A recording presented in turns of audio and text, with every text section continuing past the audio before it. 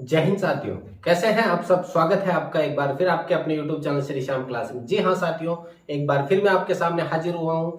अपने साइंस की जो सीरीज चल रही है 600 प्रश्नों की, वो पूरी सीरीज हो चुकी है एक बार के लिए। अब वो प्रश्न है जो उन छात्रों के लिए रामबाण सिद्ध होने वाले हैं जिनके मॉक टेस्ट में आज से पहले साइंस के 6 से 7 सवाल सही हो रहे हैं। अगर इनको पढ़ लिया मात्र 600 प्रश्नों को, तो मैं गारंटी के साथ, दावे के साथ कह सकता हूं कि आपके 101% 12 से 13 नंबर पहुंचने लग जाएंगे। क्योंकि ये वो प्रश्न है जो मैंने मेरी मेहनत से बनाए हैं। जिन भी छात्रों को लगता है कि कॉपी करें, आप एक मैसेज कीजिएगा, मैं मेरे प्रूफ भेजूंगा आपको। एक से लेकर के पूरे 600 प्रश्नों के मैंने हैंडमेड बनाए, उसके बाद टाइपिंग वाले को भेजे हैं। और टाइपिंग का खर्च निकालने के लिए ही मैंने पेड नोट्स जारी करे। और ये वाली जो मेन सीरीज है वहीं पे केवल और केवल यही सीरीज जो अपनी पेड नोट्स में दी जा रही है। 21 रुपए, मात्र 21 रुपए में अपन पेड नोट्स उपलब्ध करवा रहे हैं। तो देखिएगा, इस सीरीज को देखने का उद्देश्य यही है कि जो छात्र कमजोर हैं, जिन छात्रों के अभी तक साइंस तैयार नहीं है, उन छात्रों को अपन हेल्प कर सके।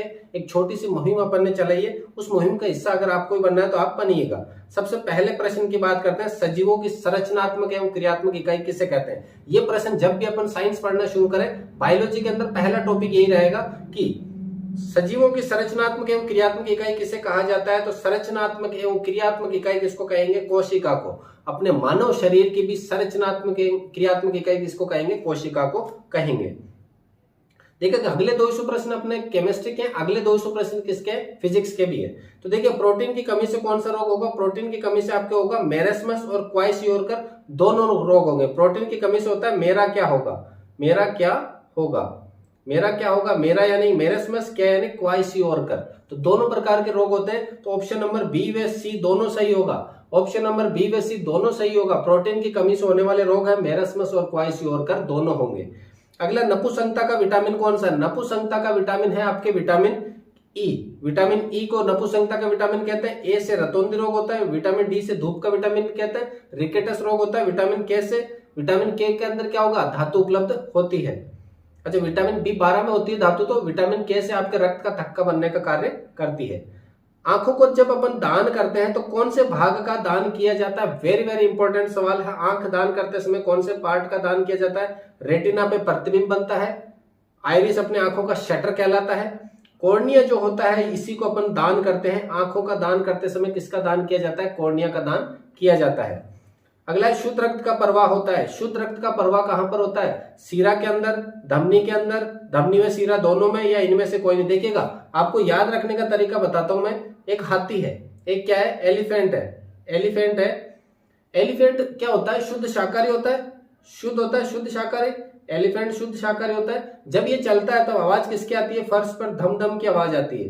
अर्थात धमनी के अंदर शुद्ध रक्त बहता है। ऐसा एक मैंने तरीका निकाला था कि याद रह जाए आपको, और अगर पहले से याद है तो आपकी मर्जी। हाथी शुद्ध शाकाहारी है, तो शुद्ध का मतलब शुद्ध रक्त किसमें बहेगा? शुद्ध शाकाहारी। शाकाहारी मतलब जिसके अंदर क्या रहेगा? रक्त शुद्ध रहेगा। धमनी के अंदर रक्त शुद्ध रहता है। अगला, ल्यूकोसाइट का कार्य क्या होता है? ल्यूकोसाइट का कार्य, ल्यूकोसाइट आपको किसको कहते हैं अपन? WBC को कहा जाता है। WBC का प्रमुख कार्य रोगों से सुरक्षा करना। आरबीसी को क्या कहेंगे? इरिथ्रोसाइट। इरिथ्रोसाइट कहा जाता है। सर्वग्राही रक्त समूह, सर्वग्राही का मतलब हो गया जो सभी से ग्रहण कर लेगा। अब देखिएगा, AB और O ब्लड ग्रुप। O अकेला रह गया तो वो सबको देने का कार्य करता है। O जो ब्लड ग्रुप है वो क्या है? सर्वदाता। वो कौन सा है? सर्वदाता ब्लड ग्रुप है। तो AB जो बचा है वो क्या है? सर्वग्राही है, सबसे लेने वाला है। अगला, इरिथ्रोसाइट का जीवन काल क्या होता है? इरिथ्रोसाइट की अगर मैं बात करूं जीवन काल की, तो इरिथ्रोसाइट का मतलब हो गया आरबीसी। आरबीसी का जीवन काल कितना होता है? 100 से 120 दिन होता है। और प्रॉपर आपको 120 दिन भी देखने को मिल जाएगा एग्जाम में। अगला है, मुख में उपस्थित भोजन को क्या कहा जाता है? मुख में अगर कोई भोजन उपस्थित है अपने, तो मुख से अपन बोलते हैं, तो मुख में जो उपस्थित होगा भोजन उसको कहेंगे बोलस। उसको क्या कह देंगे अपन? बोलस। सबसे छोटी ग्रंथि कौन सी है? मानव शरीर की सबसे छोटी ग्रंथि की बात करें तो पीयूष ग्रंथि है। इसको मास्टर ग्रंथि भी कहा जाता है। अब यहाँ पे छोटी के बाद बात करें बड़ी ग्रंथि, अपने शरीर की सबसे बड़ी ग्रंथि की बात करें तो सबसे बड़ी ग्रंथि हो जाएगी आपके लीवर। सबसे बड़ी ग्रंथि होती है लीवर। वर्णांधता, वर्णांधता यानी कलर विजन, इसको कौन सा काम कहते हैं अपन? Colour vision. और कलर विजन है तो आप फोर्स लाइन में किसी में भी नहीं जा सकते, पुलिस वगैरह किसी में भी। कलर विजन वो होता है जिसमें व्यक्ति को लाल व हरे रंग में अंतर पता नहीं चलता है। कौन सा लाल कलर है, कौन सा हरा कलर, उसको डिफरेंस नहीं पता चलता है, जिसके कलर विजन होता है। और ये रोग आनुवांशिक होता है। कौन सा होता है ये रोग? क्या हो जाएगा? आनुवांशिक। जीवाणु जनित रोग कौन सा है? जीवाणु जनित जो जीवाणु से फैलता है, chicken pox, swine flu, typhoid या पोलिया। तो जीवाणु जो रोग होता है वो टाइफाइड जो रोग होता है वो जीवाणु से फैलता है, साल्मोनेला टाइफी। उस जीवाणु का नाम क्या है? Salmonella typhi. एड्स दिवस कब मनाया जाता है? एड्स दिवस AIDS, acquired immuno deficiency syndrome, कौन से वायरस से होता है? HIV, human immuno virus. कब मनाया जाता है? 1 दिसंबर को दिवस मनाया जाता है। 3F hormone, fear, fight and flight, क्या नाम है इसका? Fear, fight and flight. 3F यही है, फियर, फाइट एंड फ्लाइट। ये होता है आपके एड्रिनल ग्रंथि, जिसको संकटकालीन ग्रंथि भी कहा जाता है। पुरुषों से संबंधित हार्मोन कौन सा? देखिएगा, रिलैक्सिन, प्रोजेस्टेरोन, टेस्टोस्टेरोन और एस्ट्रोजन, ये 4 आपके हार्मोन है। इसमें से एकमात्र जो हार्मोन है वो पुरुषों से संबंधित है, तो वो कौन सा हो जाएगा? एकमात्र हार्मोन टेस्टोस्टेरोन जो हार्मोन है वो किससे संबंधित है? आपके पुरुषों से संबंधित है। रिलैक्सिन, प्रोजेस्टेरोन, एस्ट्रोजन ये आपके गर्भ धारण करने के, गर्भ को बनाए रखने के और गर्भ की जो प्रसव पीड़ा होता है उसमें काम आते हैं। प्रसव पीड़ा वाला होता है ऑक्सीटोसिन। अगला प्रश्न अपने 16 प्रश्न हो चुके हैं पूरे कंप्लीट। अगला प्रश्न आलू है। आलू क्या है? जड़, तना, फूल और फल। देखिए कि ये प्रश्न बहुत बार आ चुका है, बहुत बार एग्जामों में आता है और इसको फिर भी छात्र गलत करते हैं। क्यों? क्योंकि ये जो होता है जमीन के नीचे होता है। जमीन के नीचे होता है तो अपन सोचते हैं कि ये जड़ है, जबकि ऐसा नहीं है। आलू क्या है? आपके तना है। जमीन के नीचे होने के बावजूद वो किस किस्म का है? तना है। रक्त का पीएच मान कितना होता है? RH कारक जो रक्त है उसका पीएच मान क्या होता है? 7.4। हल्का उसको क्या कहा जाता है? हल्का क्षारीय। तो रक्त का पीएच मान होता है 7.4। अगला आरबीसी का कब्रिस्तान, रेड ब्लड सेल्स का कब्रिस्तान किसको कहा जाता है? मेरुरज्जु, हाइपोथैलेमस, पलिया या यकृत। देखिएगा, आरबीसी का निर्माण की अगर सवाल आए, निर्माण कहां पर होता है? तो निर्माण होता है इसका लाल अस्थि मज्जा में, रेड बोन मेरो, लाल अस्थि मज्जा के अंदर इसका निर्माण होता है। और अगर इसके कब्रिस्तान की बात करें तो कब्रिस्तान होगा पलिया। लेकिन अगर एक सवाल बनता है कि आरबीसी का जब नवजात बच्चा होता है, आरबीसी का निर्माण कहां होता है नवजात बच्चे में? तो ध्यान दीजिएगा, नवजात जो शिशु होता है उसके अंदर भी आरबीसी का निर्माण पलिया में होता है, और जो वयस्क होता है उसके अंदर आरबीसी का निर्माण कहां होगा? रेड बोन मेरो, लाल अस्थि मज्जा में होता है। अगला, नवजात शिशु में प्रति 100 ml रक्त की मात्रा कितनी होती है? देखिएगा, अलग अलग सवाल है। नवजात शिशु के अंदर होगी 23 से 25 mg प्रति 100 ml, पुरुष के अंदर होगी 15 mg प्रति 100 ml, महिला के अंदर होगी 12 mg प्रति 100 ml। तो यहां पर आपसे पूछा नवजात शिशु का, तो नवजात शिशु में हो जाएगी सी, ऑप्शन नंबर 23 से 25 mg प्रति 100 ml। अगला, लार में उपस्थित एंजाइम कौन सा है? लार में कौन सा एंजाइम उपस्थित है? टाइलिन, बोलस, इंसुलिन या कृतंग। कृतंग दांत होते हैं, इंसुलिन अग्नाशय में पाया जाता है, बोलस मुख के अंदर जो उपस्थित भोजन को बोलस कहा जाता है। तो इसमें लार में उपस्थित एंजाइम है टाइलिन। टाइलिन और एमाइलेज 2 प्रकार के होते हैं। अगला, भोजन को कुतरने का कार्य कौन से दांत करते हैं? कुतरने से काटना, कुतरने से काटना, काटने से कृतंग। कुतरने के काटना, कुतरना, काटना और कृतंग, तीनों एक ही प्रकार के। तो कृतंग जो दांत है वो भोजन के कुतरने या काटने का कार्य करते हैं। अगला, शरीर की रसायनशाला किसे कहा जाता है? शरीर की रसायनशाला का मतलब हो गया अपने शरीर में कहीं पर भी कुछ गड़बड़ होगी तो इसी पार्ट की जांच की जाती है।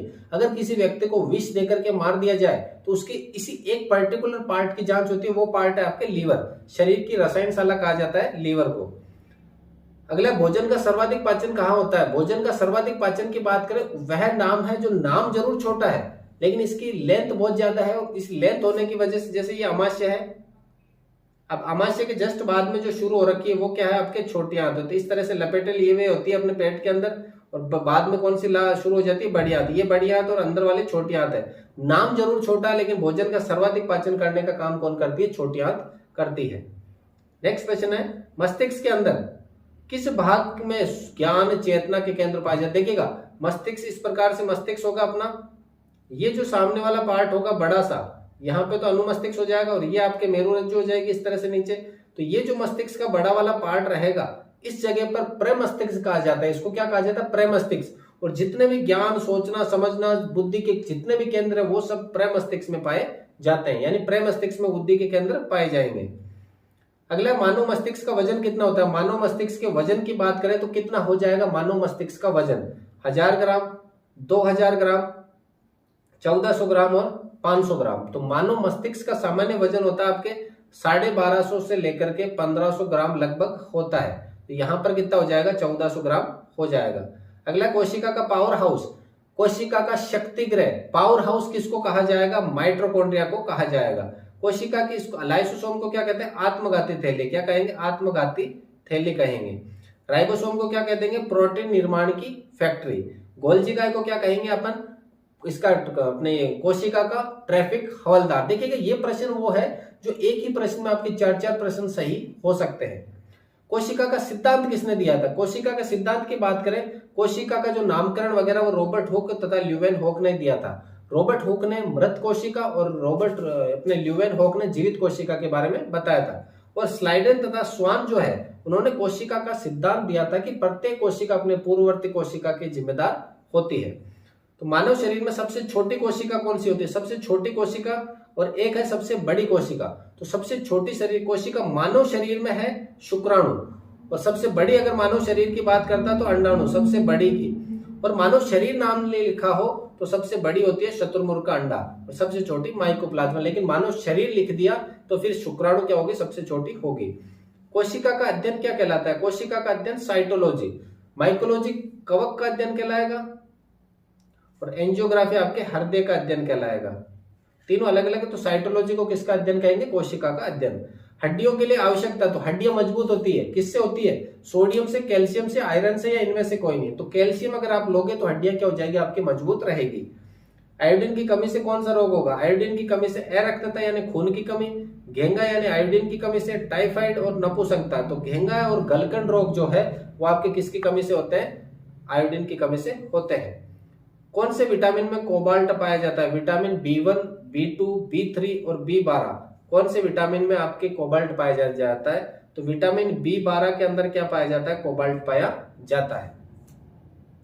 देखिएगा हर एक प्रश्न वो लिए है जो आपके आने वाले 22 तारीख को जब आप एग्जाम देने बैठोगे तो आप याद करोगे इस टेस्ट सीरीज को कि हाँ एक टेस्ट सीरीज मिली थी हमें 800 प्रश्नों की, जिसमें से 80% सवाल हर एक टेस्ट आपके मॉडल पेपर में देखने को मिलेंगे। आज आप कहीं से भी कुछ भी मॉक टेस्ट दे लो, इन प्रश्नों में से आपको सवाल देखने को मिलेंगे ही मिलेंगे। अगर आपने भी देख रखा है 2024 में बदन पर वर्दी का सपना, तो आप आइएगा इस टेस्ट सीरीज को देखिएगा, 100 प्रश्नों के 6 दिन में लगातार देखिएगा। एग्जाम में जाने से पहले मैं कह सकता हूं कि साइंस के अंदर आप 80% कोर्स 100% आप 80% सवाल सही कर दोगे।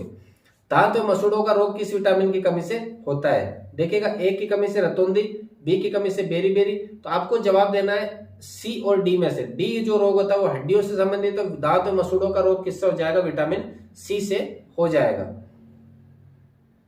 धूप का विटामिन कौन सा होता है, धूप का विटामिन ए, डी, बी, सी और डी। धूप का विटामिन होता है अपने विटामिन डी। धूप का विटामिन कौन सा हो जाएगा, विटामिन डी। किस विटामिन की कमी से चोट लगने पर रक्त का सक्का नहीं, रक्त का थक्का नहीं बनता है, विटामिन के की कमी से।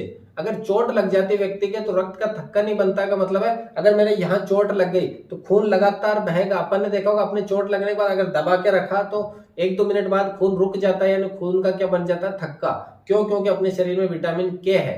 लेकिन अगर इसकी कमी हो जाए तो विटामिन के की कमी हो जाए तो क्या बनेगा, रक्त का थक्का नहीं बन पाएगा और खून लगातार बहता रहेगा और व्यक्ति की मृत्यु भी हो सकती है। आंखों के द्वारा न्यूनतम देखने की क्षमता, यहां से अगर मैं पास से लाऊं तो 25 सेंटीमीटर की अगर मेरी दूरी है तो मैं देख सकता हूं, 25 से कम हो गई दूरी तो मैं साफ नहीं देख पाऊंगा। और अधिकतम देखने की दूरी होती है अनंत।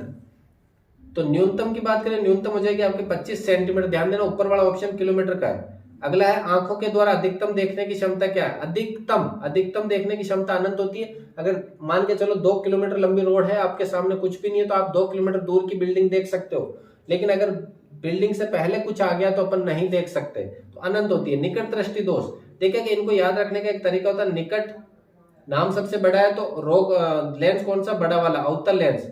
और अगर रोग छोटा वाला है तो उसके लिए लेंस कौन सा हो जाएगा, छोटा वाला ही, उत्तल लेंस। निकट के लिए अवतल, दूर के लिए उत्तल लेंस काम में लिया जाएगा।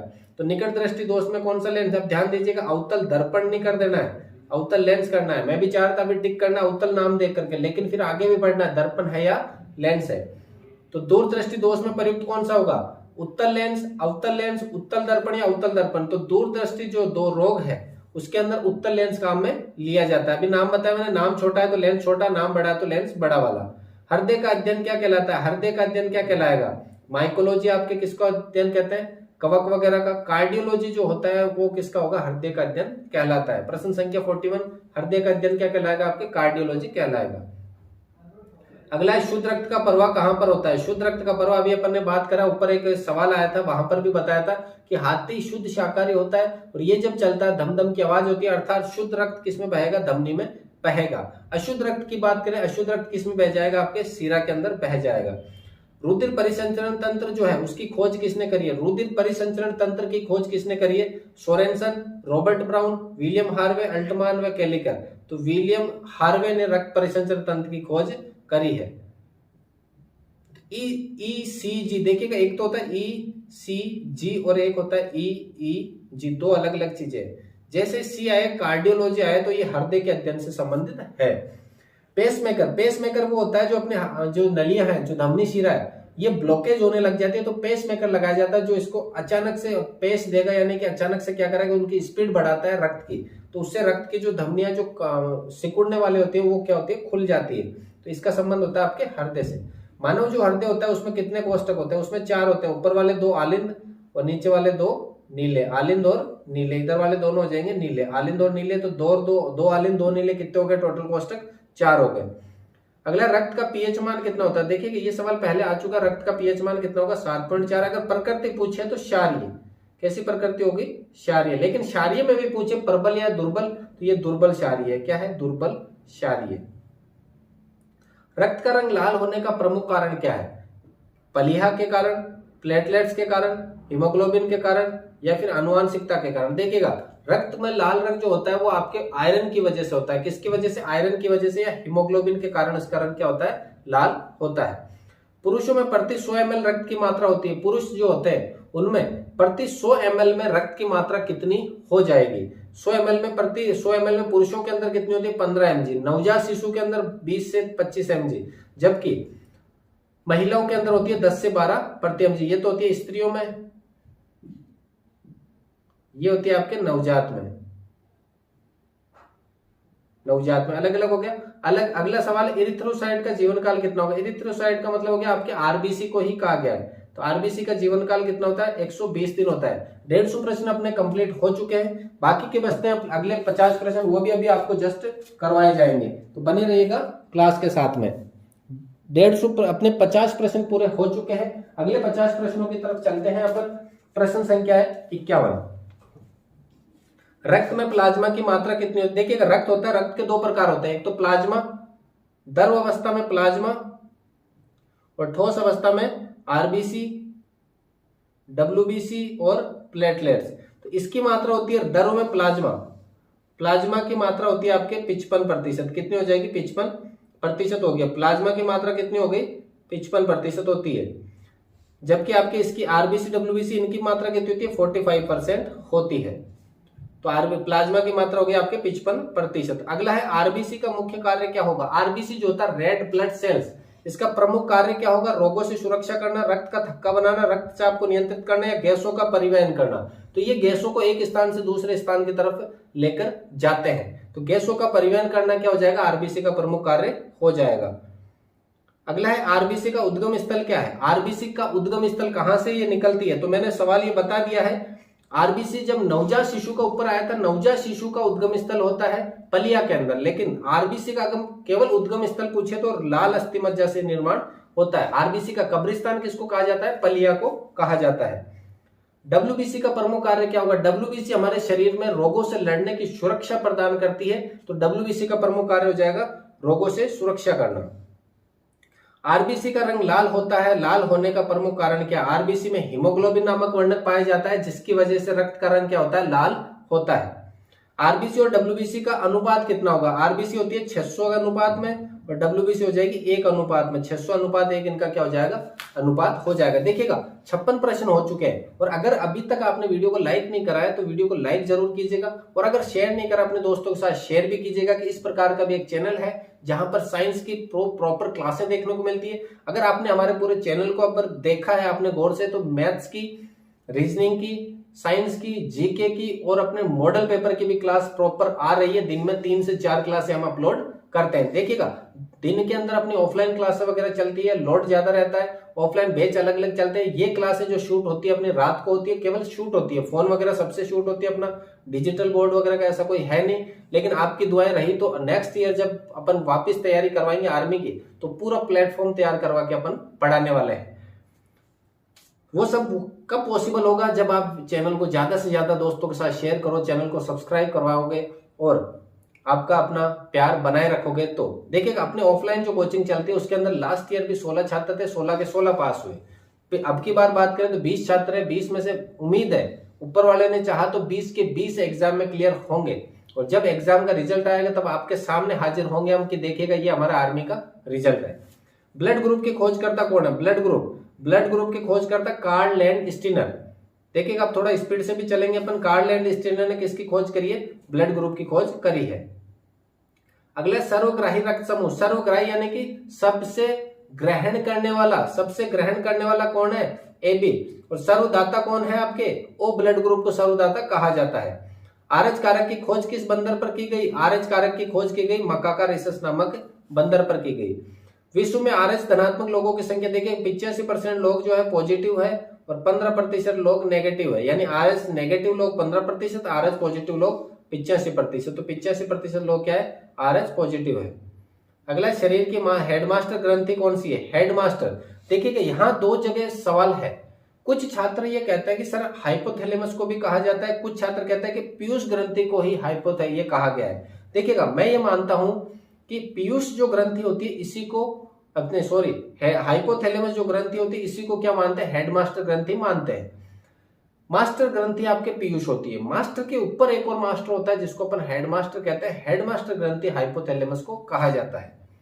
शरीर के तापमान को नियंत्रित रखता है। शरीर के तापमान को नियंत्रित कौन रखेगा? हाइपोथैलेमस। जब जब अपना शरीर आउट ऑफ कंट्रोल होता है तब अपने शरीर को कंट्रोल करने का कार्य कौन करता है? हाइपोथैलेमस। अगला शरीर की मास्टर ग्रंथि क्या है? मास्टर ग्रंथि किसे कहते हैं? शरीर की मास्टर ग्रंथि होगी आपके पीयूष ग्रंथि। मस्तिष्क का कौन सा भाग देखने और सुनने के लिए नियंत्रित करता है? देखना व सुनना कौन कंट्रोल करता है? तो मध्य मस्तिष्क क्या करेगा? देखने व सुनने को कंट्रोल करेगा आपके। मस्तिष्क का वह भाग जो ऐच्छिक क्रियाओं को कंट्रोल करता है। ऐच्छिक मतलब जो अपनी इच्छा के ऊपर निर्भर करती है। इस तरह से मस्तिष्क होगा। यहाँ पर मस्तिष्क के यहाँ पर क्या बना रहेगा? अनुमस्तिष्क रहेगा। ये अनुमस्तिष्क क्या करेगा? अपने देखने व सुनने की कंट्रोल करेगा। ये मेरुरज्जु हो गया, प्रमस्तिष्क, मध्य मस्तिष्क, और ये क्या है? अनुमस्तिष्क। और अनुमस्तिष्क क्या करेगा? ऐच्छिक क्रियाओं को कंट्रोल करता है। अगला शरीर के सभी अनैच्छिक क्रियाओं को जो हमारे शरीर पे कंट्रोल नहीं है, जैसे कि ऐच्छिक क्रिया तो होगी जैसे मेरे को आंखें बंद करनी मेरी इच्छा पे निर्भर है, लेकिन जो अपने ब्लड जो रक्त का दाब चल रहा है, जो अपने धमनी और शीरा जो कंट्रोल नहीं है, श्वसन जो अपन श्वास ले रहे हैं उन पे अपना कंट्रोल नहीं है, तो वो कहलाएगी आपके अनैच्छिक क्रिया। और अनैच्छिक क्रियाओं को कौन कंट्रोल करेगा? मेडुला ओब्लांगेटा कंट्रोल करेगा। अगला EEG। देखिए ऊपर एक सवाल आया था ECG। ECG का मैंने बताया था हृदय से संबंधित है। तो EEG है जो मस्तिष्क के रोग होते हैं उनकी जांच की जाती है। मुख में उपस्थित भोजन को क्या कहा जाता है? मुख में उपस्थित भोजन को बोलस कहा जाता है। अमाशय द्वारा स्त्रावित अम्ल कौन सा? अमाशय के अंदर एक अम्ल निकलता है, इस प्रकार से अमाशय है। इसके अंदर एक अम्ल निकलता है जिसको जठर रस भी कहा जाता है, जिसको हाइड्रोक्लोरिक अम्ल भी कहा जाता है, जिसको HCl भी कहा जाता है। और अगर इसकी मात्रा ज्यादा हो जाए तो अपन इनो लेते हैं। उस इनो के अंदर क्या होता है? आपके MgOH2 मैग्नीशियम हाइड्रोक्साइड या मिल्क ऑफ मैग्नीशिया होता है। अगला प्रश्न है दूध के पाचन में कौन सहायक है? दूध के पाचन में कौन सहायक है? अमाइलेज, HCl, टाइलिन या रेनिन? तो देखिए दूध के पाचन करने में सबसे ज्यादा जरूरी जो चीज है वो रेनिन है। सबसे ज्यादा जरूरी चीज कौन है? रेनिन है।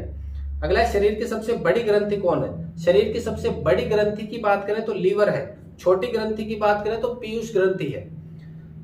सबसे लंबी कोशिका की बात करें तो लंबी कोशिका कौन है? अपने तंत्रिका कोशिका है। सबसे लंबी कोशिका की अगर मैं बात करूं यहां पर तो सबसे लंबी कोशिका कौन हो जाएगी? तंत्रिका कोशिका हो जाएगी।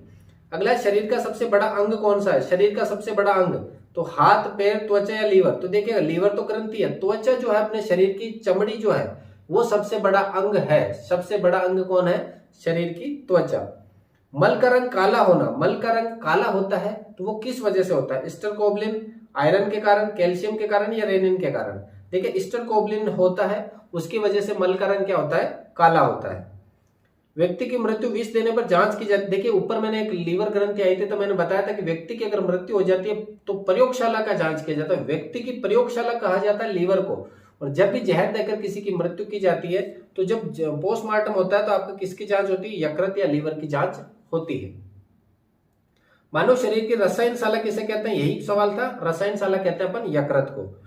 कवक का अध्ययन क्या कहलाता है? कवक का अध्ययन कहलाता है माइकोलॉजी।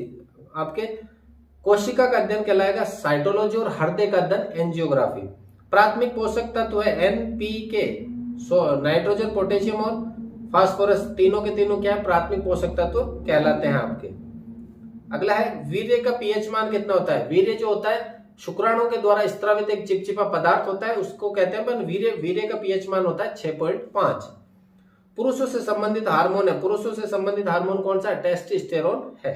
आनुवांशिक रोग जो हमें जन्म से मिलता है, ये बाहर से, कैंसर बाहर से होता है, चिकन पॉक्स बाहर से, टाइफाइड बाहर से, लेकिन हीमोफीलिया जो रोग होता है वो आनुवांशिक रोग होता है। इस रोग के अंदर व्यक्ति को अगर चोट लग जाती है तो खून का बहना रुकता नहीं है। एक बार यहाँ चोट लग गई तो वो खून लगातार बहता रहेगा, यानी रक्त का थक्का नहीं बनेगा, उससे व्यक्ति की मृत्यु भी हो सकती है। प्रोटोजोआ जनित रोग कौन सा है? देखिएगा कुछ रोग पूछे जाते हैं कि ये वायरस जनित रोग कौन सा है, जीवाणु जनित रोग कौन सा है। तो प्रोटोजोआ से जनित जो रोग है मलेरिया, निंद्रा रोग, ये सब किससे होते हैं? प्रोटोजोआ से। वायरस जनित रोग कौन सा है? रेबीज जो रोग है, जिसको अपन जल आतंक रोग भी कहते हैं, जिसमें बंदर या कुत्ते के काटने के या उनकी लार से होता है, पागल कुत्ते और पागल बंदर के काटने से। और इसके अंदर व्यक्ति को क्या होता है? जल से डर लगता है। तो अगला ही सवाल है जल आतंक रोग किसे कहते हैं? रेबीज को ही जल आतंक रोग कहा जाता है और इसे इंग्लिश में हाइड्रोफोबिया कहा जाता है। तो हाइड्रोफोबिया भी किसको कहेंगे? रेबीज को। अगला एचआईवी का पूरा नाम क्या होगा? HIV, human immuno deficiency virus. ये क्या हो जाएगा? इसका पूरा नाम हो जाएगा human immuno deficiency virus. Fourth day fever, यानी 4 दिन तक ये बुखार रहता है, तो कौन सा होगा? मेरेस्मस, खसरा, रेबीज या स्वाइन फ्लू। तो खसरा जो बुखार होता है वो क्या होता है? 4 दिन तक होता है। अगला डोट्स का पूरा नाम क्या है? डोट्स का direct observement treatment of short course. Direct observe treatment of short course. अगला है मटर के दाने के समान ग्रंथि कौन सी है? मटर के दाने के समान अगर ग्रंथि की बात करें तो मटर के दाने के समान ग्रंथि कौन सी हो जाएगी आपके? मटर के दाने के समान ग्रंथि कौन सी हो जाएगी? हाइपोथैलेमस, थैलेमस, पीयूष ग्रंथि। तो पीयूष जो सबसे छोटी ग्रंथि है उसको क्या कहते हैं अपन? पीयूष ग्रंथि को क्या कहा जाता है? मटर के दाने के समान। इसे मास्टर ग्रंथि भी कहा जाता है। Direct observement of treatment of short course, तो ऑप्शन नंबर डी हो जाएगा इसका। अगला त्वचा के लिए जो रंग जिम्मेदार होता है वो कौन सा होता है? त्वचा के लिए जो रंग जिम्मेदार होता है वो रेनिन, टाइलिन, मेलेनिन या नॉन। रेनिन दूध के लिए होता है, दूध के पाचन में। टाइलिन आपके किससे होता है? लार से संबंधित। तो मेलेनिन जो आपके हार्मोन होता है वो त्वचा से संबंधित होता है। अगला थायराइड ग्रंथि द्वारा स्त्रावित कौन सा हार्मोन है? थायराइड ग्रंथि की बात करें तो थायराइड ग्रंथि द्वारा स्त्रावित हार्मोन कौन सा है आपके? थायरोक्सिन जो हार्मोन होता है वो कौन सी ग्रंथि स्त्रावित करती है? थायराइड ग्रंथि हार्मोन स्त्रावित करता है। अगला संकटकालीन ग्रंथि किसे कहते हैं? जब जब अपने ऊपर संकट आता है तो ये ग्रंथि एक्टिव हो जाती है और अपने संकट को टाल देती है। यानी कि ये ग्रंथि होती है आपकी किडनी जो होती है इस तरह से, दोनों किडनियों के ऊपर की तरफ इस तरह से स्थित होती है ये ग्रंथि, और इनको कहते हैं एड्रिनल या अधिवृक्क ग्रंथि। एड्रिनल या अधिवृक्क ग्रंथि, इसे 3F यानी फियर, फाइट और फ्लाइट वाली ग्रंथि भी कहा जाता है। जब जब अपने ऊपर संकट आएगा ये ग्रंथि काम करेगी। जब जब अपने मतलब संकट आ जाएगा या जब जब हमें तनाव होगा, इसे स्ट्रेस वाली ग्रंथि भी कहा जाता है। देखिए ये 3F आ गया। 3F से संबंधित ग्रंथि कौन सी है? कौन सी है? वो एड्रिनल ग्रंथि है। गंजापन रोग होता है। गंजापन रोग किससे होता है आपके? प्रोटोजोआ, वायरस, जीवाणु या कवक। देखिए कवक से होता है दाद, खाज, खुजली, गंजापन, ये सब किससे होगा? कवक से। मानव हृदय 1 मिनट में औसतन कितनी बार धड़कता है? इसको बताने की जरूरत नहीं है शायद मुझे, हर एक बच्चे को ऐसा सवाल आता है। सबसे बड़ी हड्डी कौन सी है? कान की स्टेपिज जो हड्डी होती है, स्टेपिज, वो सबसे छोटी हड्डी है। वो क्या है? सबसे छोटी हड्डी है। फीमर जो जांघ की है वो सबसे बड़ी हड्डी है। सबसे मजबूत की बात करें तो जबड़े की जो हड्डी है वो सबसे मजबूत है। तो यहाँ राइट आंसर हो जाएगा ऑप्शन नंबर बी, जांघ की सबसे बड़ी है। और हृदय कितनी बार धड़कता है? 72 बार धड़कता है। अगला प्रश्न है 98%। सबसे छोटी हड्डी कौन सी है? सबसे छोटी है स्टेपिज, कान की हड्डी होती है। सबसे मजबूत हड्डी, सबसे मजबूत जो है वो जबड़े की एनामिल होती है। अब देखिए अंतिम प्रश्न 100वें प्रश्न की बात करेंगे अपन। 100 की बात करें तो आगे भी अपन चलेंगे, आगे वाले प्रश्नों की तरफ भी लेंगे अपन। शरीर के सबसे कठोर तत्व है, शरीर का सबसे कठोर तत्व होता है एनामिल, जो अपने जो दाढ़ वगैरह होती है पीछे की तरफ, वो सबसे कठोर तत्व होता है। भोजन का पाचन प्रारंभ कहाँ से होता है? देखिएगा, जैसे ही अपन भोजन को मुख के अंदर लेते हैं, जैसे ही अपन भोजन को मुख के अंदर लेते हैं, मुख के अंदर जैसे ही भोजन लिया, वहीं से अपने भोजन के अंदर लार ग्रंथि से टाइलिन व एमाइलेज मिल जाती है। कौन सी? टाइलिन व एमाइलेज मिल जाती है और मुख से ही भोजन का पाचन शुरू हो जाता है, यानी मुख से ही भोजन का पाचन शुरू हो जाता है। अगला है रक्तचाप मापने का यंत्र कौन सा होगा? रक्तचाप जो अपने बीपी वगैरह जो नापते हैं, रक्तचाप नापते हैं, ब्लड प्रेशर वगैरह, उसको कहते हैं रक्तचाप मापी। क्या कहते हैं? रक्तचाप मापी कहा जाता है।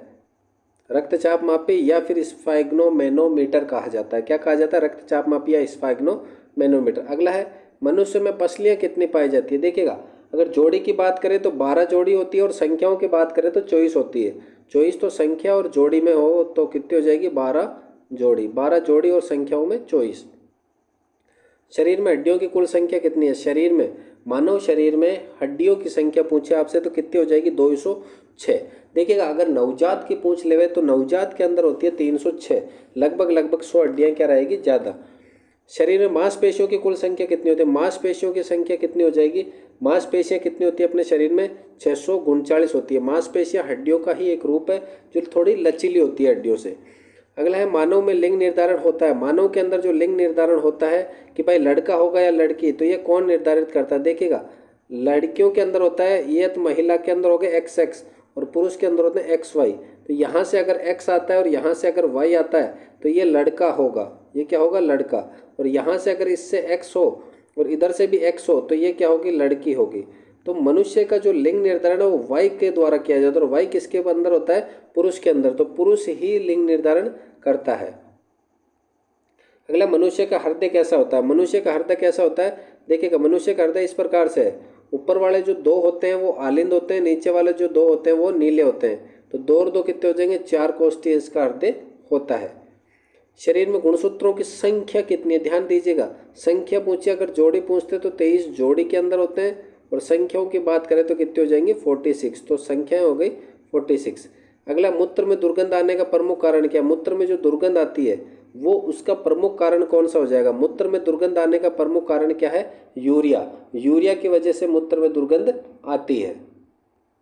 शरीर का सामान्य ताप कितना होता है? शरीर का तापमान, शरीर का ताप होता है अपने 37 डिग्री सेल्सियस। अपने मानव शरीर का सामान्य ताप 37 डिग्री सेल्सियस होता है। कमरे का ताप पूछे आपसे तो कमरे का ताप कितना हो जाएगा? 25 डिग्री सेल्सियस। परम शून्य ताप पूछे तो 0 डिग्री केल्विन या 0 डिग्री सेल्सियस या -273 केल्विन। किस विटामिन का निर्माण हमारे शरीर में नहीं होता है? ये विटामिन हमारे शरीर में नहीं बनता है। विटामिन ए जो है वो हमारे शरीर में नहीं बनता है। जल में घुलनशील विटामिन कौन सा है? जल में घुलनशील विटामिन की बात करें तो बी और सी जो विटामिन है तो वो जल में घुलते हैं। तो यहाँ हो जाएगा विटामिन सी, जल में घुलने वाला विटामिन हो जाएगा। ओजोन परत की मोटाई मापी जाती है। ओजोन परत की मोटाई किसमें मापते हैं? ओजोन परत की मोटाई डॉप्सन में मापी जाती है। इंसुलिन में कौन सी धातु होती है? इंसुलिन के अंदर बात करें तो कौन सी धातु होगी? आपके जिंक धातु होती है। दूध का दही जमना क्या होता है? दूध का दही जमना, वैसे तो अगर परिवर्तन की बात करें तो ये कौन सा परिवर्तन है? रासायनिक परिवर्तन। और ये किसकी वजह से होता है? लैक्टोबैसिलस के कारण होता है, दूध से दही का बनना। अगला, दूध के पाचन में सहायक हार्मोन कौन सा? दूध के पाचन में रेनिन जो हार्मोन है वो सहायक होता है। अगला, दूध का धवल रंग किसकी वजह से होता है? दूध का जो सफ़ेद रंग होता है वो किसकी वजह से होता है? आपके कैसिन की वजह से होता है। किसकी वजह से हो जाएगा? दूध का सफ़ेद रंग। दूध के सफ़ेद रंग की अगर बात करें तो किसकी वजह से हो जाएगा? आपके कैसिन की वजह से हो जाएगा। गाय का दूध जो होता है वो हल्का पीला होता है, किस वजह से? गाय का जो दूध होता है वो हल्का पीला होने का प्रमुख कारण है कैरोटीन। कैरोटीन की वजह से गाय का जो दूध है वो हल्का पीला होता है। मानव शरीर में खून के शुद्धिकरण की प्रक्रिया, खून के शुद्धिकरण का मतलब हो गया खून जो पुराना है वो चेंज किया जाता है और नया खून वापस दिया जाता है। इस प्रक्रिया को कहते हैं अपन डायलिसिस। अगला प्रश्न है, इंसुलिन का आविष्कार करता कौन है? इंसुलिन किसके द्वारा बनाया गया है? इंसुलिन आपके है एफ बेंटिंग। किसके द्वारा बनाया गया? एफ बेंटिंग के द्वारा बनाया गया है। एफ बेंटिंग, एफ से कुछ है और बेंटिंग ने, इन्होंने क्या करा है? आपके इंसुलिन का निर्माण कराया। और इंसुलिन के अंदर कौन सी धातु होती है? जिंक धातु होती है। जलीय जीव श्वास कहाँ से लेते हैं? देखिएगा, जलीय जीव होते हैं इस प्रकार से मछली है, इसके यहाँ पर क्या होते हैं, गिल या गलफड़े होते हैं। इन गिल या गलफड़ों से क्या करती है, वो श्वास लेती है। तो गिल या गलफड़ों से क्या लेगी, श्वास। अगला, सेक्स हार्मोन स्रावित होता है। सेक्स हार्मोन कहाँ से स्रावित होगा? थैलेमस ग्रंथि, अग्नाशय ग्रंथि, एड्रिनल ग्रंथि या हाइपोथैलेमस। तो कहाँ से होगा? एड्रिनल ग्रंथि से होगा। देखा कि ये जो प्रश्न है 600 प्रश्न टॉप मोस्ट प्रश्न है, और इन प्रश्नों की मैंने शुरू के अंदर ही कहा था, आपको गारंटी ली थी कि 80% जो प्रश्न है आपके, चाहे कोई सी भी शिफ्ट हो, इन 80% प्रश्नों में आपको मेरे सवाल देखने को मिल जाएंगे हर एक शिफ्ट में। क्योंकि ये सभी के सभी प्रश्न क्या है, मैंने खुद ने हैंडमेड बनाए, और ये सभी के सभी प्रश्न आपको देखने को मिल सकते हैं एग्जाम के अंदर। 101% गारंटी है कि आपके जो 15 प्रश्न होंगे उनमें 10 से 12 प्रश्न अपने यहाँ से देखने को मिल जाएंगे। और अगर मान के चलें, अगर आपका पेपर 22 को है तो आप हमें इन्फॉर्म कीजिएगा, और आपको जो 600 प्रश्नों की लगभग बन के पूरी भेज दी है। जिन जिन को पेड कोर्स चाहिए था, पेड कोर्स अपने ये जो वाले सीरीज चल रहे हैं, जो अभी मैं पढ़ा रहा हूँ, ये सीरीज ये मैं 21 रुपये में उपलब्ध करवा रहा हूँ। ये पूरी की पूरी PDF, जिसके अंदर अपने 600 प्रश्न है, 600 प्रश्न है, और भी प्रश्न बनकर तैयार हो रहे हैं। वो प्रश्न जैसे ही होंगे आपको भेज दिए जाएंगे। अगला है, दुर्घटनाग्रस्त जो व्यक्ति है उसको बिना जांचे कौन सा रक्त दिया जा सकता है? कि आप दुर्घटनाग्रस्त व्यक्ति आया आपके पास, उसकी जांच ही नहीं करी और बिना जांचे उसको रक्त दे दिया, तो वो कौन सा रक्त दिया जा सकता है? ओ ब्लड ग्रुप, क्योंकि ओ क्या है, सर्वदाता रक्त समूह है। भ्रूण अवस्था में RBC का निर्माण कहाँ पर होता है? देखिएगा, भ्रूण अवस्था की अगर मैं बात करूँ तो भ्रूण अवस्था के अंदर RBC का निर्माण होगा आपके पलिया के अंदर। और वैसे RBC का निर्माण कहाँ होता है? लाल अस्थि मज्जा में होता है। और पलिया को ही RBC का क्या कहा जाता है? कब्रिस्तान कहा जाता है। नेक्स्ट प्रश्न है, फूलों का अध्ययन क्या कहलाता है? फूलों का अध्ययन एंथोलॉजी कहलाता है, कोशिका का अध्ययन साइटोलॉजी, और हृदय का अध्ययन आपके एंजियोग्राफी कहलाता है। माइकोलॉजी कहलाता है कवक का अध्ययन। माइकोलॉजी हो जाएगा कवक का अध्ययन, एंजियोग्राफी हो जाएगा हृदय का, साइटोलॉजी हो जाएगा आपके कोशिका का। तो ये एंथोलॉजी है वो क्या कहलाएगा? फूलों का अध्ययन कहलाएगा। अगला प्रश्न है, नवजात शिशु में हड्डियां होती है। नवजात शिशु जो होता है उसके अंदर हड्डियां होगी 306, और मनुष्य के अंदर हड्डियां होगी 206। तो 206 और 306, 100 हड्डियां जो होती है वो बाद में धीरे धीरे मांसपेशियों के रूप में बदल जाती है। सामान्य व्यक्ति का रक्तचाप कितना होता है? 120 सिस्टोलिक से 80 सिस्टोलिक डायसिस्टोलिक, 120 से 80 सिस्टोलिक या डायसिस्टोलिक होता है। पत्तियों में जो हरा रंग होने का प्रमुख कारण क्या है? हरित लवक, पानी, जाइलम या प्रकाश? तो देखिएगा, हरा रंग होने का प्रमुख कारण क्या है? हरित लवक है। वनस्पतियों में पानी का बहाव होता है। वनस्पतियों में पानी का बहाव, देखिएगा ये जो जड़ है, ये वनस्पति, ये पेड़ है इस तरह से, और ये इसकी वनस्पतियों की क्या है? पेड़ की जड़ें हैं। ये जड़ें हैं इस प्रकार से। तो ये जो जड़ों से पानी दिया, तो ये जड़ें से ऊपर की तरफ जाता है। इस प्रक्रिया को अपन कहते हैं जाइलम। क्या कहते हैं? जल का ऊपर की तरफ जाना क्या कहलाएगा? जाइलम कहलाएगा।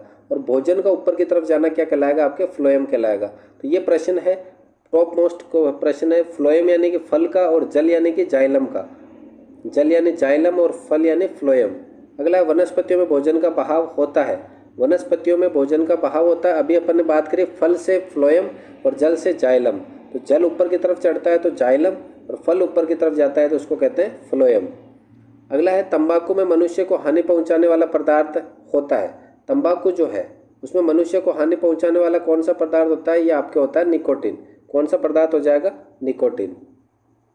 निम्न में से कौन मानव शरीर की गतिविधियों को कंट्रोल करता है? मानव शरीर की गतिविधियों को कंट्रोल कौन करता है? मस्तिष्क, फोरमेन, ग्रंथि, या फिर इनमें से कोई नहीं?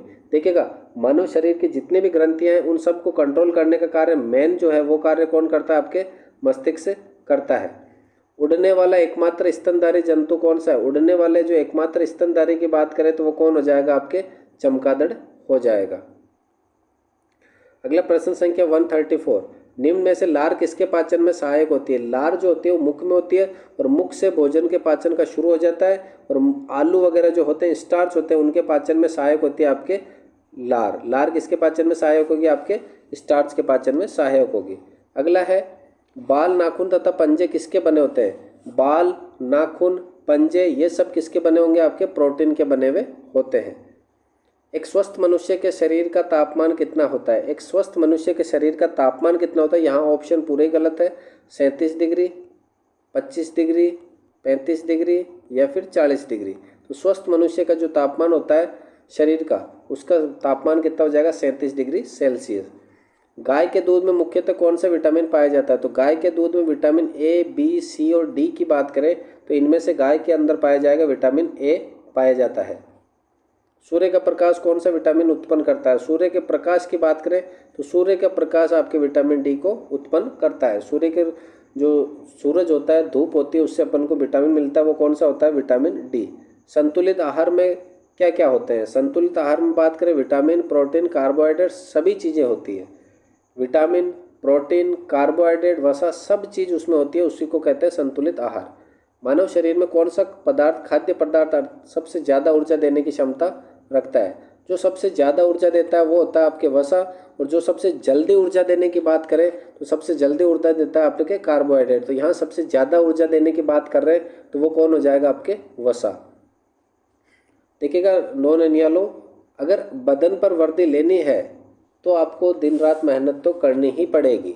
ये नहीं, बचने का कोई उपाय नहीं है, शॉर्टकट नहीं है, मेहनत ही सफलता की अंतिम सीढ़ी है। यानी अगर मेहनत करोगे तो सफलता जरूर मिलेगी। तो यानी मेहनत पे मेहनत करते जाओ स्टेप बाय स्टेप, और सफलता दूर नहीं है आपसे। सबसे अच्छा प्रोटीन का स्रोत कौन हो जाएगा? आपके मछली। अशुद्ध रक्त बहता है, अशुद्ध किस में बहेगा? धमनी, शीरा, गुर्दा या फेफड़े? तो अशुद्ध रक्त बहेगा आपके शीरा के अंदर और शुद्ध रक्त आपके धमनी के अंदर। अगला WBC की फुल फॉर्म क्या है? White bank. बैंक देखिएगा, बैंक तो होंगे नहीं दोनों के दोनों ऑप्शन, तो ब्लड और ब्लू, तो वाइट ब्लड कार्पलेस क्या हो जाएगी? WBC की फुल फॉर्म हो जाएगी। अगला RBC की फुल फॉर्म क्या है? RBC की फुल फॉर्म क्या हो जाएगी? लाल रक्त कणिकाएं। हैजा किससे फैलता है? आपके हैजा दूषित पानी से फैलता है। देखिएगा आप कुछ प्रश्न ऐसे हैं, थोड़ा स्पीड से ले रहा हूँ मैं, समय की बाध्यता को देखते हुए थोड़ा स्पीड से करवा रहे हैं। प्लेग बीमारी किससे फैलती है? आपके प्लेग बीमारी किससे फैलेगी? आपके चूहों से फैलती है। शरीर का कौन सा भाग पोलियो को से प्रभावित होता है? शरीर का कौन सा भाग है जो पोलियो से प्रभावित होता है? तो शरीर का कौन सा भाग है पोलियो से प्रभावित होने वाला? मस्तिष्क पोलियो से प्रभावित। अच्छा, मस्तिष्क की बात करें, एक बार मस्तिष्क की बात करें तो मस्तिष्क क्या हो जाएगा? अपने शरीर को पूरे को कंट्रोल करने का कार्य करता है। अपने शरीर को पूरे का पूरा कंट्रोल करने का कार्य कौन करेगा? मस्तिष्क करता है। अगर मस्तिष्क, पश्चिम मस्तिष्क और अनुमस्तिष्क की बात करें तो HIV है। HIV क्या है? आपके विषाणु से होने वाला रोग है। BCG के टीके का प्रयोग किया जाता है। BCG का टीका जो है वो कब लगाया जाता है? जिस व्यक्ति के TB वगैरह हो तो उसको BCG के टीके लगाए जाते हैं। और TB के अंदर एक डॉट्स का इलाज भी किया जाता है। उस डॉट्स का पूरा नाम होता है direct observement treatment of short course. Penicillin की खोज किसने करी? पेनिसिलिन की खोज किसने करी है? फ्लेमिंग ने करी है। संकटकालीन ग्रंथि कौन सी है? संकटकालीन ग्रंथि कौन सी है? आपके इसको कहते हैं एड्रिनल ग्रंथि को ही संकटकालीन ग्रंथि कहते हैं। इसे ही फियर एंड फ्लाइट ग्रंथि भी कहा जाता है। भोजन को चीरने फाड़ने का कार्य कौन से दांत करते हैं? तो देखिएगा, कृतंक के कै से कुतरने का कार्य करते हैं या काटने का। रदनक के रे से चीरने का रे, रदनक के रे से चीरने या फाड़ने का कार्य करते हैं रदनक दांत। मस्तिष्क की सुरक्षा की जाती है। मस्तिष्क की सुरक्षा आपके जो खोपड़ी होती है, जिसको कपाल कहा जाता है, वो इसकी सुरक्षा करते हैं। अगला प्रश्न है, खनिज लवणों का पाचन शरीर के किस अंग द्वारा किया जाता है? खनिज लवणों के पाचन की बात करें तो खनिज लवणों का जो पाचन है वो आपके बड़ी आंत के द्वारा किया जाता है। बड़ी आंत के द्वारा खनिज लवण और जल का अवशोषण किया जाता है, जबकि छोटी आंत जो नाम छोटा है वो भोजन के सर्वाधिक पाचन करती है। अमाशय का आकार कैसा होता है? देखिएगा, अमाशय इस आकार का होता है, यानी कैसा आकार हो जाएगा? जे आकार का। यानी कैसा आकार हो जाएगा? जे आकार का अमाशय होता है। पेट की अम्लता का सूत्र क्या है? पेट की अम्लता का सूत्र की बात करें, पेट के अंदर जो अम्ल होता है वो कौन सा होता है? HCl हाइड्रोक्लोरिक अम्ल होता है। व्यक्ति का सुनना मस्तिष्क के किस भाग से संबंधित है? देखिए, मस्तिष्क के अंदर 4 भाग होते हैं जिनको कहते हैं कॉर्परा क्वाड्रिजेमिन। इनके अंदर ऊपर वाले दृष्टिपटल और नीचे वाले श्रव्य पटल कहलाते हैं। ये होता है आपके मध्य मस्तिष्क से संबंधित होता है। अगला है, मानव शरीर में सबसे बड़ी कोशिका कौन सी है? मानव शरीर में सबसे बड़ी कोशिका कौन सी है? मानव शरीर की सबसे बड़ी कोशिका, शरीर की कोशिका तो है अंडाणु, और शरीर की सबसे छोटी कोशिका की बात करें तो वो कौन सी है? शुक्राणु है। सबसे बड़ी कोशिका की बात करें तो कौन सी है? शतुर्मुर्ग कांडा। और सबसे छोटी कोशिका माइकोप्लाज्मा।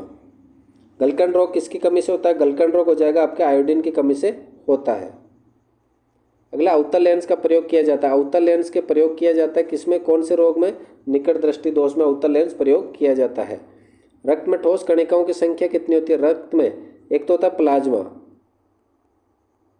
जिसमें 55% होता है पूरे रक्त का ये भाग। एक होता है ठोस कणिका, जिसके अंदर आपके आरबीसी, डब्ल्यूबीसी और प्लेटलेट्स होती है। ये पूरे रक्त का 45% भाग होती है। वसा में घुलनशील विटामिन है। देखिएगा, वसा के घुलनशील विटामिन की बात करें तो ए व बी दोनों है।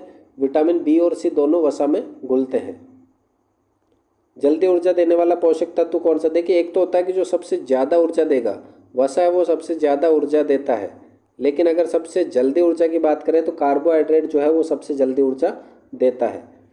एक आंख द्वारा कितने डिग्री तक देख सकते हैं। एक आंख के द्वारा अपने जो आंख की क्षमता होती है, ये एक आंख है, आंख के द्वारा अगर ये दोनों आंखों हैं तो अपने 180 से देख सकते हैं। लेकिन एक आंख की बात करें तो इस तरह से टोटल जो कोण बनेगा वो 150 डिग्री का बनेगा। 150 डिग्री देख सकते हैं। दोनों आंखों की बात करें तो इस तरह से आंख दोनों देख सकते हैं कितने डिग्री तक, 180 डिग्री तक देख सकते हैं। हृदय का वजन कितना हो जाएगा। ध्यान दीजिए कि यहाँ 3000 ग्राम की जगह 300 ग्राम ही है। तो हृदय का वजन होता है आपका 250 से 300 ग्राम। तो यहाँ हृदय का वजन कितना हो जाएगा, 300 ग्राम। Option number B. किस ग्रंथि में भूख और प्यास के केंद्र पाए जाते हैं। तो भूख और प्यास के केंद्र आपके किस ग्रंथि में पाए जाएंगे, आपके हाइपोथैलेमस ग्रंथि, थैलेमस ग्रंथि। तो कौन सी में आपके भूख व प्यास के केंद्र पाए जाएंगे, तो ये पाए जाएंगे आपके हाइपोथैलेमस में पाए जाते हैं। अगला है, शरीर की प्रतिवर्ती क्रियाओं के लिए कौन जिम्मेदार होता है। शरीर की प्रतिवर्ती क्रियाओं के लिए कौन होगा, आपके मेरुरज्जु जिम्मेदार होता है। अगला प्रश्न है, शरीर के संतुलन के केंद्र। शरीर के संतुलन के केंद्र जितने भी है वो आपके यहाँ अनुमस्तिष्क में उपस्थित होते हैं। ये पूरा मस्तिष्क का जो पार्ट है वहाँ से यहाँ पर अनुमस्तिष्क में शरीर को कंट्रोल करने की पूरी जितने भी है केंद्र वो पाए जाते हैं। अर्थात शरीर को संतुलित करने के केंद्र कहाँ पर पाए जाएंगे, अनुमस्तिष्क में। श्वसन व हृदय गति के केंद्र कहाँ पाए जाते हैं। श्वसन, हृदय गति, यानी ये सभी क्या है अपने अनैच्छिक क्रियाएं। तो अनैच्छिक क्रियाओं के केंद्र कहाँ पर पाए जाएंगे, आपके शरीर की जितने भी है श्वसन वगैरह ये कहाँ पर पाए जाएंगे, अनैच्छिक क्रियाएं मेडुला में पाई जाती है। और अनैच्छिक क्रियाएं कहाँ पर पाई जाएगी, ये भी कहाँ पाई जाएगी, मेडुला में। रक्त की प्रवृत्ति कैसी होती है। रक्त का पीएच मान होता है 7.4। तो ये जो पीएच होती है 7 वाली वो कहलाती है उदासीन। 7 से जैसे अपन आगे की तरफ आएंगे क्या हो जाएगा, क्षारीय होती है। अर्थात रक्त की प्रकृति क्षारीय। जॉर्जिक सेवन का संबंध किससे है। जॉर्जिक सेवन का संबंध किससे हो जाएगा, आपके हृदय से। मटर के दाने के समान ग्रंथि कौन सी होती है। मटर के दाने के समान बिल्कुल छोटी सी ग्रंथि होती है, वो कौन सी हो जाएगी, आपके पीयूष ग्रंथि हो जाएगी। शरीर की तीसरी आंख किस ग्रंथि को कहा जाता है। तीसरी आंख का मतलब हो गया अपने शरीर की जो देखभाल रखती है वो कौन सी ग्रंथि है, पीनियल ग्रंथि है। बर्थ हार्मोन कौन सा है। बर्थ हार्मोन का मतलब जो बर्थ के समय सबसे ज़्यादा काम आता है वो कौन सा हार्मोन है, ऑक्सीटोसिन हार्मोन है। थायरोक्सिन हार्मोन की कमी से कौन सा रोग होता है। थायरोक्सिन हार्मोन की कमी से कौन सा रोग हो जाएगा, घेंगा रोग हो जाता है। मानसिक अवसाद डिप्रेशन में सहायक ग्रंथि है। मानसिक अवसाद या डिप्रेशन में जो हमारी सहायता करती है वो कौन सी ग्रंथि है, एड्रिनल ग्रंथि। इसे स्ट्रेस की ग्रंथि भी कहते हैं।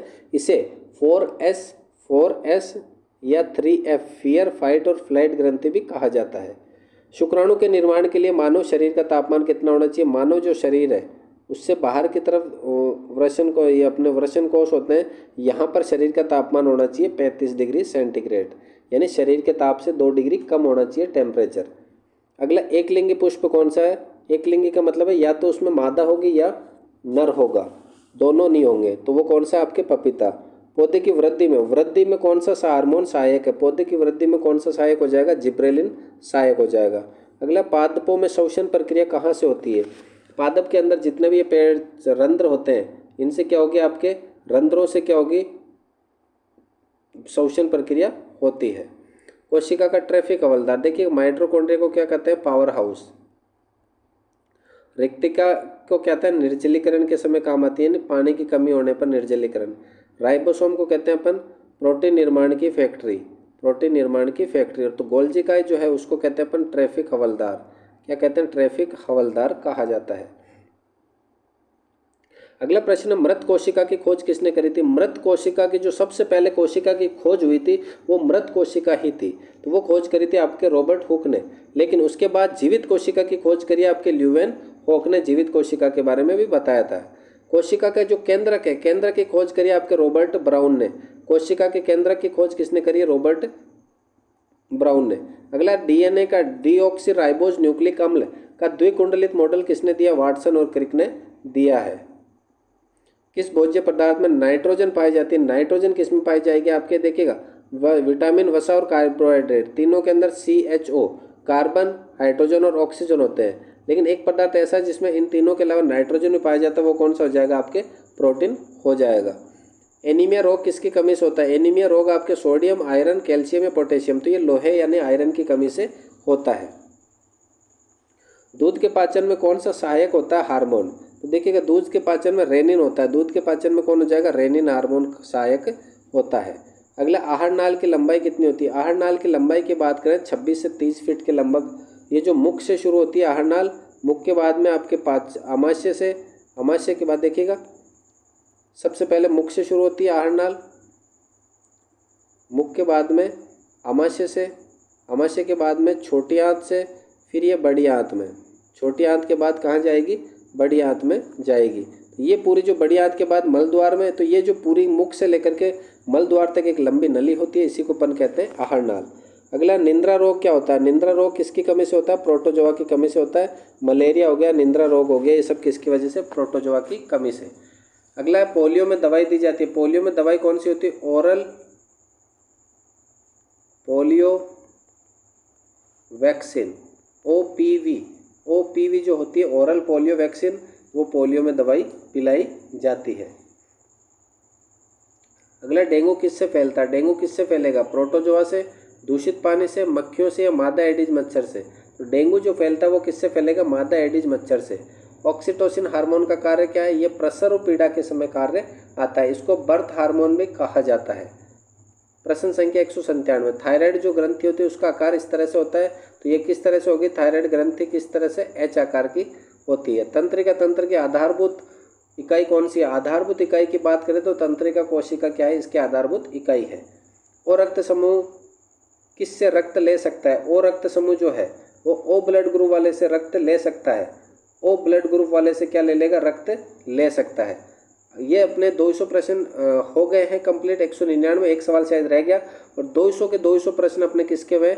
आपके बायो के हो चुके हैं। बायो के 200 प्रश्न कंप्लीट हो चुके हैं। अगर क्लास पसंद आई है आपको, अगर 200 प्रश्न आप केमिस्ट्री कराएं, ये देखिएगा ये सभी के सभी प्रश्न किसके रहे? आप केमिस्ट्री कराएं। 200 प्रश्न केमिस्ट्री कराएंगे, उसके बाद 200 प्रश्न फिजिक्स के भी करवाए जाएंगे। तो अगर आपको क्लास पसंद आई है तो वीडियो को लाइक कीजिएगा, अपने दोस्तों के साथ चैनल को शेयर जरूर कीजिएगा। मिलते हैं अगली क्लास में, तब तक के लिए जय हिंद, वंदे मातरम।